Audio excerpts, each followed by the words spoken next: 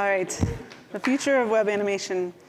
So usually I get up here and I do a bunch of things where I try to make performant animations in the browser and give you tips on how to work with performant animations. But it's gotten a little bit boring. I have so many videos like that out there in the world. So if you want to see something like that, then go watch one of those. But today we're going to take things a step further. We're going to talk about the future of web animation and what might be possible in the future. We're going to start with some things that you can already do today. So things that are like kind of cutting edge, things that are maybe experimental, things that you can try in apps now that many people haven't tried yet. And then we're going to take it a step further. So it's going to be kind of exciting. So before we talk about the future of the web, the first thing that we need to deal with and talk about is the goal of the web. The web is first and foremost about communicating. We can communicate happiness. We can share stories and memes. We can talk about fear and talk about politics. But really what we're trying to do, the main goal of the web, is to communicate with each other. So what does this have to do with animation? Well, I want you to think back to your earliest sensory memories. I want you to think back to the first time that media, not something in your lives, but something like media, made you feel any one of these things. Happiness, sadness, fear, curiosity. Could it have been Spirited Away? Maybe it was, Up. Maybe it was Toy Story or WALL-E. How about something that makes you feel all of them? Let's jump out.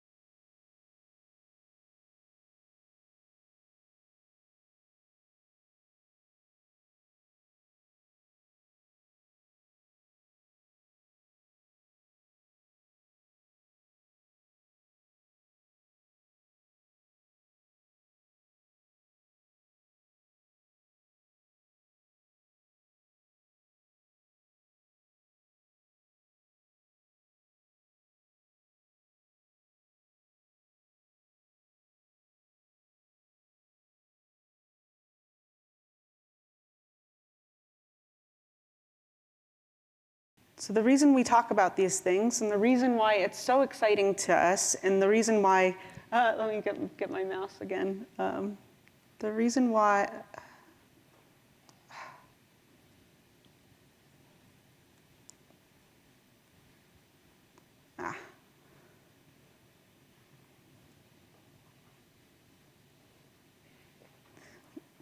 the reason why it was then so exciting to me and is still so exciting to me now is that anything can happen. You see, emotions attach to the limbic system, making things easier to recall. If I asked you what happened to you someday when you were 5 years old, you might not remember what happened that day, but you might actually remember all the words to Hakuna Matata or Under the Sea.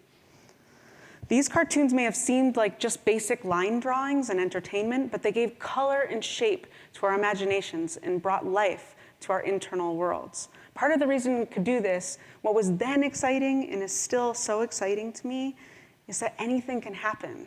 And that's why when we talk about the future of the web and the future of what's possible on the web, we talk about animation. I'm Sarah Drasner. I'm known on Twitter as Sarah Edo. As mentioned, I write for CSS Tricks. I'm also head of developer experience at Netlify. Netlify is neither Netflix or Shopify, even though that really confuses my parents. But what it is super awesome, and that's why I really wanted to go work there and reach out to them. So I'm here today to talk about the web's bright future. We're going to start with what's available to you today, and then we're going to push the boundaries even further with the goals for the future. So let's first talk about hooks, but we're going to talk about hooks in Vue. Because I think that we talk a lot about hooks in React, and a lot of people might not know that hooks are available in Vue or that they will be available in Vue. But just recently, something changed. We have hooks in 2.x. In Vue 3, we're actually changing them to be composition components. How many of you have had software change right when you were working on it and you had to update some code? Yeah, like most of us, right? So a lot of the code that you're going to see here works experimentally in 2.x. It won't work in future versions in 3.x. We're going to have a slightly different API for it. But all of the underlying concepts are the same. OK, so what makes hooks so interesting? What makes hooks in framework world in general, aside from React, also with Vue, just like all together, so exciting? It's because there are times when you need disparate pieces of stateful logic, and you need to encapsulate them so that you can use them all over your application and use them in myriad ways. So let's look at this food application I made for example. You can see how the corner animates that logo, and then the food actually animates as well. Those titles animate in. So with each of these restaurants, the text does the same animation as we work with it. So we might want to keep animation consistent across an application. We might want to reuse that same kind of animation in different ways, just like we do with design systems and patterns. And this is done with JavaScript, right? It's not done with CSS. So I might want to encapsulate that stateful logic of the animation and reuse it in several different ways. You might have noticed that the logo has this lettering animation that I showed. But what I didn't show was that if you kind of bring the window down for using a media query, basically, you're not seeing that animation anymore. If you're on a phone, it doesn't fire. So a media query is something that in JavaScript is something that I might want to use all over the application as well. I might want to use the animation separately from the media query, and I might want to use them both together. So in the first hook, we'll gather some information about the window width. And in the second, we use a conditional to show different animation logic depending on the window size. So now we can reuse the first hook for other tasks because it's decoupled. Now we pass the first hook as a parameter to the second hook, and we're allowed to compose those pieces together. And this is where it's really, really cool.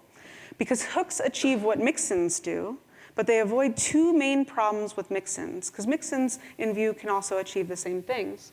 They allow us to pass state, and they also make it really explicit where that logic is coming from by the return value. So if you're using more than one mixin, they're not aware of each other. They don't have any access to each other or access to each other's state. But with hooks, we actually have the ability to compose multiple disparate pieces of logic together. So if you want to learn more about that, there's an article here and a demo here and a repo that you can check out. So those are all things that you can explore. Cool.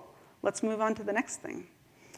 All right, let's talk about how to make your existing site a little bit more intuitive using page transitions.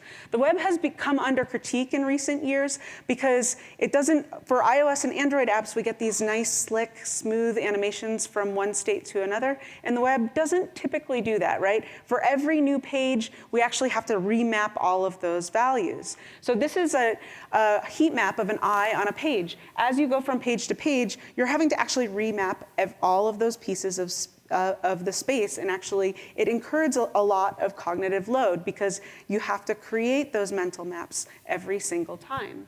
So what if we reduce this cognitive load and maintain state for the user? I love this example by Kathy Sierra from Badass Making Users Awesome. It's like every time you use one of these stoves, you just have like a second where you have to think about what knob goes to what burner. But if you just change it slightly, just slightly, the cognitive load goes away. you actually know exactly what burner is associated with what knob. And we're not incurring a lot of things here. We're actually doing less work. We're just showing people exactly where it is. So recently, Jira made an update that reorganized all of the information on the page. And they did this in a way to make sure that everything was clustered in similar areas so that you could scan and understand it much better. But what was interesting about this release wasn't necessarily these two page views, it was how they did it. So not only does the final design adequately arrange everything so that you can scan more easily, but the way they was to a lot of AV problems today. The way they announced it was to show how all of those spaces are remapped and move into place. So to achieve effects like this on the web, we're going to use a thing called Nuxt. So if you use React and use Next.js, Nuxt is Vue's version of that. It offers server-side rendering and code splitting and all sorts of other things. It also offers page transitions directly under the hood. Oh, and also out-of-the-box routing. So in order to create fully routed Vue applications, all you have to do is put a .vue file in the pages directory, and it'll set up routing for you. It'll automatically create something like that. And then you can also see in layouts, default.vue, we have this persistent layout we're going to use for each one of the pages, but you can make several different layouts, like let's say you have a blog layout or something like that. You can reuse those components as well. So if you're not familiar with Vue single file components, this is what they look like. You have a template area where you have your HTML, you have a script area where you have your script, and you have your style, which you can also scope to the component. You either use the scoped keyword or attribute, or you don't, and then it's global. But usually we kind of suggest that you work with these scoped styles. So what's nice about that is you have everything kind of encapsulated in one .vue file, and that's how you make one of these pages. So you'll be given an index page in the pages directory, and if you set up a mirror one with links that point to each other, you can see you already have a fully routed application. This is like one terminal command and then creating a file, and that's it. So that's super cool. But there's something more. In Vue, we have a transition component, and that allows us to have hooks to apply animation for the enter and leave states. And Nuxt assumes that you might want this functionality out of the, just out of the box, so it actually offers that page transition hook right there for you. So you don't have to do any kind of setup. You can just plug into the CSS classes and use those to create animations, and then you can have layouts that go into, have enter and leave states. Another thing that's cool, and this is what I personally like, is they also have JavaScript hooks that you can work with. So you can make really dynamic stuff. So you can do things like this. Never do this. This is just me messing around. Just never do that to your users. But you can, but you shouldn't. This is kind of like the software and ethics talk that we saw earlier. Like, you should, you can't, don't do that. OK, so these JavaScript hooks, we have these transition modes. So you can see that I'm using this library called GreenSock, where I can use TweenMax, and I can apply all of these really cool animations to it. I also have this transition mode that says out in. That means wait for one page to leave and then do the animation of the next page coming in, which is really cool because usually we don't have that, and there can be like things happening at the same time, which you can solve with like weird delays. But like if you change the timing value, then you have to update the delays, or you can do a callback, which can lead to callback hell. Here, we're literally just saying transition mode out in. It waits for the entire thing to transition out and then brings the new page in, which is actually kind of hard to implement. Not too hard, but it's a little bit of a slog. So you can make things like this, where you can have really slick animations that come per page. If you pay attention, all of the ways that the text and mountains are coming in are a little bit different per page too. So each one has kind of like an individual page. I could have set it up so that they all use the same one in that default.vue, that layout's default. But I could also do one that's particular for each one. And because it's done with SVG, it's like super easy to make responsive. The SVG scales, and it's the same kind of functionality for each. OK, so here's where the repo and the demo are to check out. But this is the first step. Let's take it further. Really, what we want to make is something like this, where when we go from page to page, we're retaining state for the entire application. We're going through. We have a few different things we can do, but we can even switch the users. and then we go to the page, and it has all of that new user's information as well. And it changes all of the kind of information for the application so we can have a more personalized view. But we still have those specific pieces of animation that look really slick per page as well. So first we set up a Vuex store. A Vuex store is similar to Redux if you're used to React. So here in the store, we're storing the page that we're on and a mutation that allows us to update that page. Then we'll use that mutation to update the state by committing it in middleware. So middleware gives us access to the root context where I can say, like, what page are you? OK, great, thank you. And then I store it in the store that's available for your application. But I also have to add that middleware and register it in Nuxt.js, in the Nuxt config.js. And then in Layout's default view, I have the app navigation component. That persists on every single page. So that app navigation, if I put it in the Layouts default, basically all of our page is going to be routed through that Nuxt component. But I can put things, like headers and footers above or below, and they stay persistent. So then in the app nav transition, I'm going to create a transition group component. Let's talk about that transition group component real quick. Transition group component applies flip under the hood. So Vue already gives you this transition group component. You can just wrap anything around it, and then it will apply these flip animations. Does anybody know what flip means? Get like one or two people, that's okay. It's not commonly used, but basically, if you're trying to move a lot of different things on the web, using transforms is the most performant way to do that.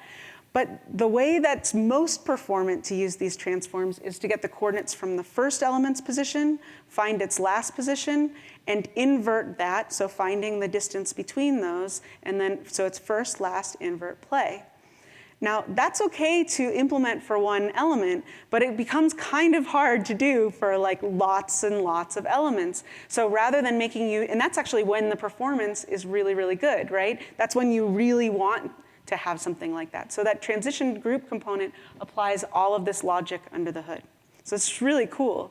So we can do something like this, where we wrap all of our elements in the nav, and then we apply some style. So we're just going to apply it, these transitions, just say like, OK, when you're transitioning, generally do this. And then we tell it where we want it to be in the last place. Like on that page, there's a page called place. We're applying a class conditionally based on that Vuex store. And now you know how to make all of those animations. So we're storing the page context, and then we basically just apply some transitions between them, or we can use CSS or JavaScript, and it works for each one of them. Cool. So that's something that you can do in your applications. I have my demo with Vue and Nuxt. I wrote an article about it, and then Simona Kotin forked it to Angular.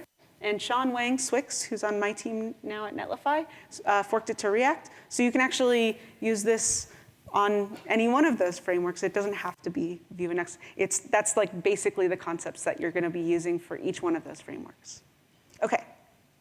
So we just looked at some ways to create seamless page transitions and animations on the web. And as you saw, some of those experiences were responsive. And at this point, you're with responsive design. Right? That's something that we typically do. It's been around for a while. So we can accomplish a lot of responsive with grid, flexbox, media queries. But what if our websites weren't just responsive in 2 dimensions, but 3? What if the browser offered some basic specs to hook into and create these experiences with ease, just like flexbox or media queries? So if we had a phone and we're browsing and looking at this kind of experience here, and we have like a kind of cheap headset that we pop it into, and at first it's just kind of like the same thing, and it moves around, and it's kind of the same experience. But what if we detected that and it all of a sudden knew, hey, like this is a scene that you actually want to pan around? And if you're on a site where you're like at a hotel or it's place-based, you might actually want that information, right? That gives you so much more information than the 2-dimensional version. So I made this demo of these techniques that you can do using some of the stuff that I just showed you with the Vue Nuxt page transitions. So here we're going into Vue Amsterdam. I did a click here, but you can also do what's detected by the headset, and then you can look around. So you're looking at the whole scene. You get a better sense of what it would be to travel to Amsterdam. On the page itself, we capture the coordinates of the mouse as it moves, and then we'll update some transforms as well as perspective origin on those DOM elements. We'll also create sphere buffer geometry with Three.js with the location image as the mesh. So what I mean by that is I create a circle, I apply a mesh to the inside of that circle, right? That's how I'm putting that in. And then I'm going to take the camera and I'm going to pull it so that it's in the center of that circle and can pan around the circle so that that mesh is now something that we can look around in. Yeah. But what's interesting here, though, is not actually how it was made with current browser technologies, but how it could feasibly be made in the future with a new spec, if the specs allowed for it. So if we want to make this div a circle, we can apply a border radius. But what if, to make it a three-dimensional circle with grass, what if we had something that had at media VR and we could simply apply with a bit of CSS something like material? So here's what we do in Three.js. We have a few different env maps and things that materials we can work with. But Three.js can be kind of hard to set up. So what if the browser offered these capabilities when it detected something that was 3D or more 3D experiences? This is a leaked screenshot of the Chrome DevTools. It might be of what might be on the horizon for 3D responsive coming out. So if you don't already know Josh Carpenter, you should follow him on Twitter. He posts really amazing stuff. So this is them building out these basic primitives that you might be able to use in the future.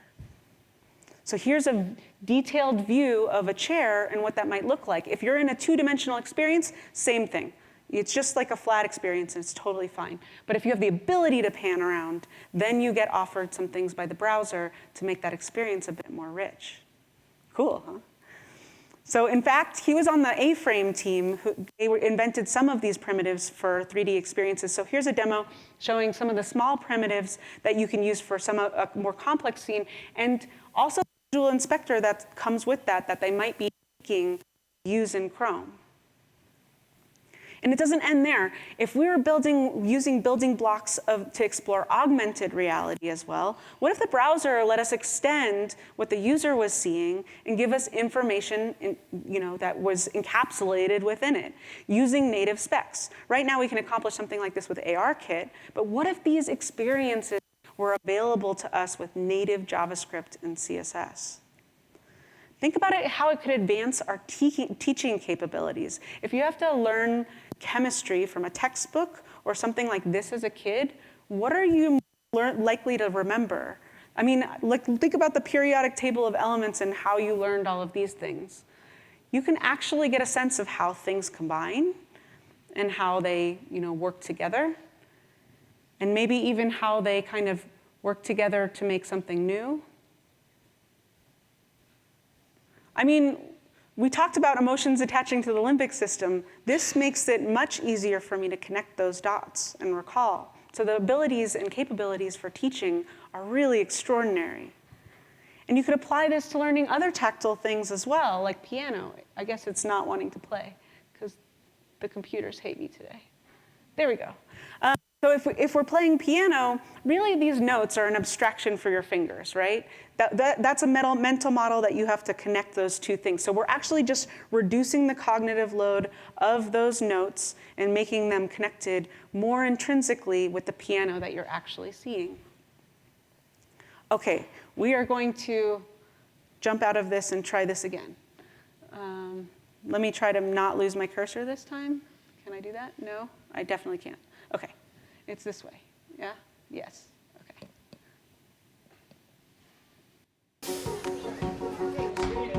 All right, who wants to see a volcano? 3, 2, 1. Wow! Look at that lava, look at that smoke coming out of that. Pretend you're an airplane and fly over the tornado. That's the top of it. What do you see? It's either asteroids, meteorites.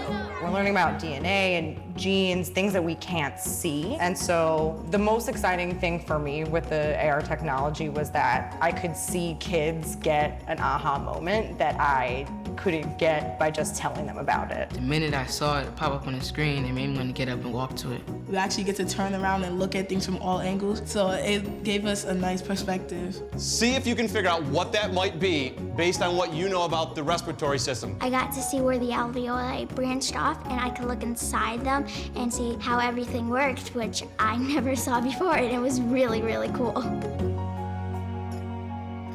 I mean, that's so cool, right? Because spatial awareness is really important. How big things are relative to us, how things move, all of these things get people in classrooms super excited with this AR expeditions. Because we live in a world that's in 3D, and we live in a world that's in motion. People often think of these experiences as additive, but static 2D is actually an abstraction of 3D in motion. This is complementing our reality, not pushing us away from it. And education isn't the only place where motion can be really effective. If you're trying to buy something or you're trying to explore a product, you get a better sense of it if you can look around it. I mean, that's the reason why you go to stores, right, is to pick it up, to get a sense of it, to look all the way around. And you can understand these products just a little bit better if you can get a better view of them. And it's not just for things like product and teaching. Virtual reality can actually benefit seniors. So in Aditi's post, How Virtual Reality Benefits Seniors, she talks about some of the research that she did at Microsoft in VR with elderly people in disorders. One of the participants was overcome with emotion as she told us she had macular degeneration. The VR experience was the clearest she had seen in over a year.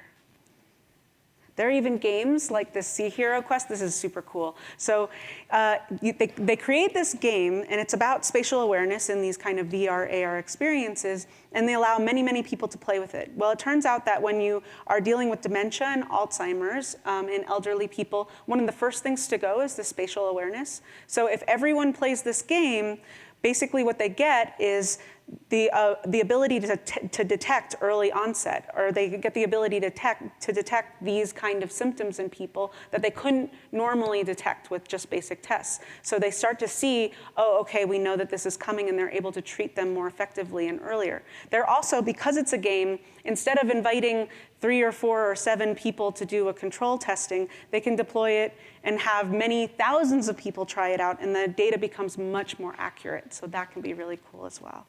So I'm really excited about how some of these things can creatively be used for medicinal uses. Or what if it's progressive enhancement? So here's a regular book that functions well as a book. It's an awesome book.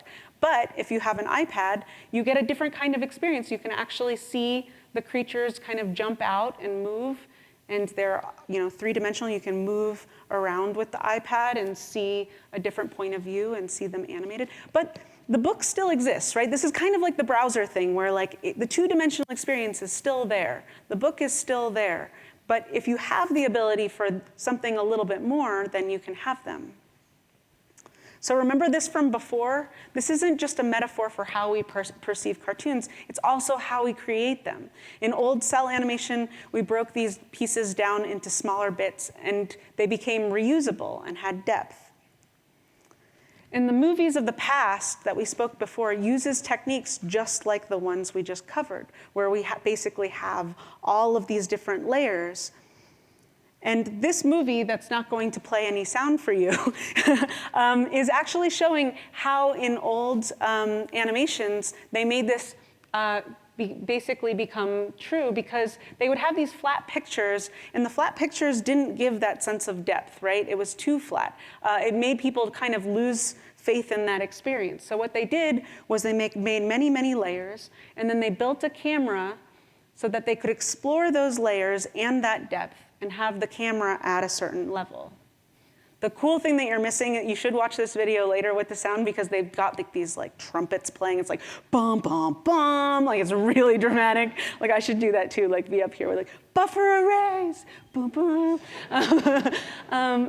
So you can see that they're actually expanding and contracting that camera to give that illusion of depth in these old Disney movies.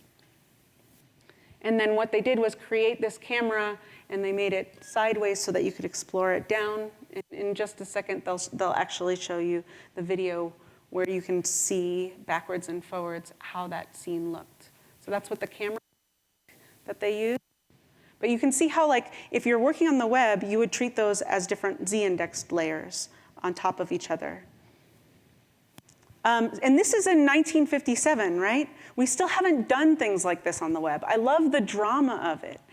And if this is from 1957 and we have so many capabilities like this available today that we explored just a piece of, why do I feel like, as Jen Simmons eloquently puts it, that we're in a rut shaped like this? Why are we still making table-based layouts that are super static when we have all of these opportunities to create new experiences and share?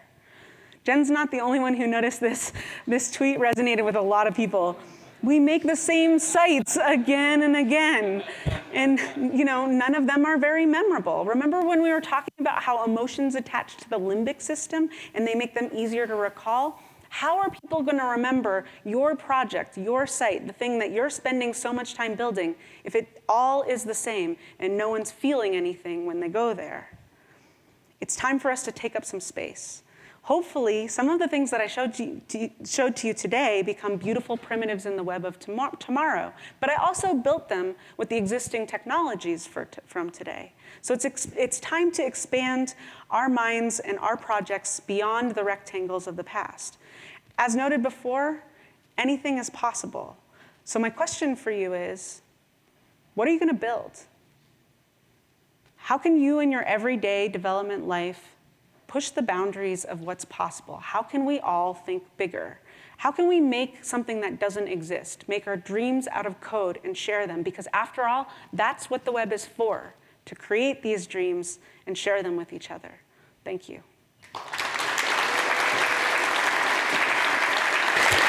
So the first question I have is, do you remember when the canvas tag was introduced to HTML? And what do you see from back then to now, the evolution of the web and animation?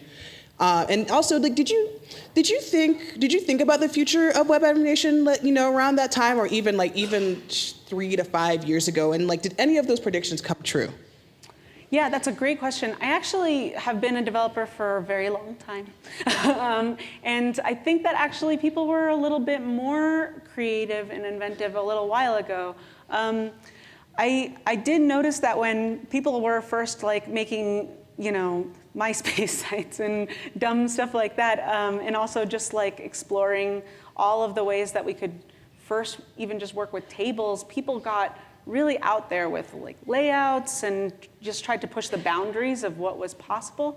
And I think what ended up happening is we ended up having to do real solid work on the web, right? We have to work for our businesses and companies, and they have to be able to, hit that bottom line. And I do have a bunch of talks that are kind of focused around how to make functional and invisible animation on sites so that aren't ta-da, blah, blah, blah, that kind of work for these kind of businesses and companies. But I also noticed that when people make sites where they do have a little bit more room for exploration, that they're not taking that chance. And what I have also seen is that I often am in rooms where someone is sitting there going oh, it was so cool what this other company did. Did you see it? And they pull it up. We should do something like that. We tend to only explore the boundaries of what's possible when there's prior art there. There are some companies out there that push the boundaries of that. I think that Stripe does a really good job of affecting the bottom line and also exploring how you tell stories with animation in order to hit that bottom line. They're a really good example of a company that does that. So what I guess I've noticed is that things were playful. They got a little bit more serious, but in the case of being more serious, we got a little bit too serious where we stopped remembering that people need to actually feel or remember your site when they go there. Otherwise, they're not going to be a customer. They're not going to convert. So I think that we have a little bit more opportunity to play than we're doing now. Yeah. So you opened up your talk talking about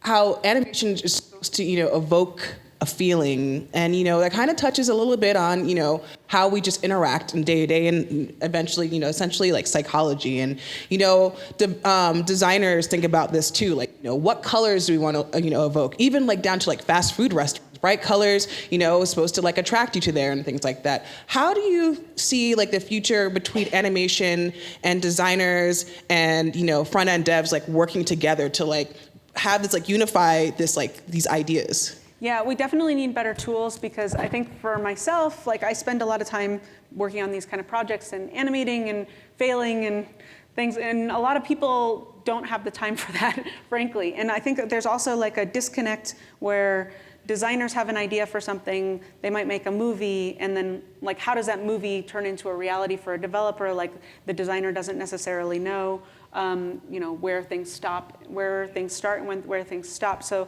I do think that tooling could be better for sure, and that's why I get really excited about these new possibilities for the browser as it comes out, because if you have some of these primitives in the browser that allow you to create these experiences, you don't need to learn all of Three.js. You don't need to, you know, understand all of these pieces in order to make it work. Especially things like Nuxt, I think, you know, things like Flip, I will do because I am interested in animation. But will the, you know, average person who needs to animate a bunch of things do, you know, do that, you know, entire implementation? Probably not. They'll probably either like try it out and make it work, or they'll scrap the project because it wasn't performant. So I think the more we have some of these abstractions where we can work a little bit quicker, I think there are a couple of people working in this space that do really, really good work. But yeah, hopefully in the future we see a little bit more of these primitives so that that connection gets a little bit easier to work with. Mm-hmm. Okay, so last question here is, what do you think are the trade-offs of doing animation with JavaScript versus CSS? Like, are they kind of codependent? Yeah, I mean, so CSS can be really performant for some DOM elements. I tend to do a lot of things with SVG, which actually the performance is can be higher with request animation frame than it will be with CSS. I ran a bunch of benchmarks about that, and if you want to check out that article, that's a whole article. JavaScript has some capabilities that I wish CSS has, but CSS is kind of clunky for. So if you're trying to do simple animations where you're doing one state to another, great. It's super, you know, it's actually super declarative because you can be like, go one here, do this thing in between. And you can have the keyframes too. But once you start to chain things, once things get a little bit more complicated, I really suggest moving into JavaScript because of many reasons. But one of them is that JavaScript can sometimes give you a timeline. So what you can do is you can make sure that things are following each other. You can set them a little bit before and after each other. You can add a label, so you can say like, okay, everything burst at this label, and like everything happened right here. And then no matter if you change the timing before it, then it doesn't matter. They all still keep bursting and everything still follows in line. Another thing that JavaScript allows you to do is speed up your animations or slow them down. So like, let's say you do something really complicated in CSS and someone comes along and they're like, you know, it's okay, but I just want it to be like a little bit slower. And you're like, oh God. In JavaScript, that's one line of code. So you can actually speed up your animations with one line of code. So you can be like, oh yeah, that'll take me a little while. I'm gonna need to build like at least 10 hours for that. And then you like take a long lunch, get some, I've never done that. So there's a bunch of different things like that. One other really big thing is the flexibility in eases, because cubic Beziers in CSS have two handles for those values. You have some flexibility, but not a lot. In JavaScript, you have infinite number of handles, so you can make one ease do like a whole bounce, or crazy elastic eases, and you don't have boundaries on those. So you can do way more realistic eases and accomplish way more without having to write every single, like in CSS, you have to be like, go up and down and up and down and up and down and like in JavaScript, you basically say, go here, here, use this ease, and you're done. So yeah. Awesome. Well, thank you so much, Sarah. Thank you, Jasmine.